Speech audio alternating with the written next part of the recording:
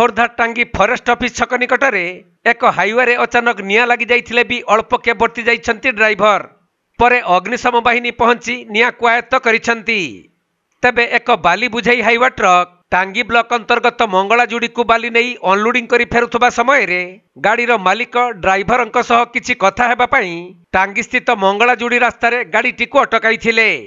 आउ ड्राइवर गाड़ी ओह्लाई मालिक सहित कथा सारिबा परे पुणी गाड़ी को जाई स्टार्ट करिबा समय रे शॉर्ट सर्किट होई हठात फायर होइथिला।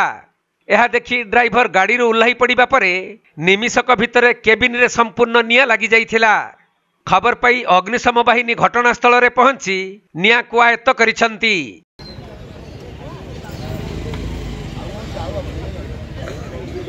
तळु टायर गुडा पड़ी जोले असुविधा टायर फाटी जो बरा इधर कोन अछि जिंस कोन अछि कोइला कोइला हैं कोइला गुडा।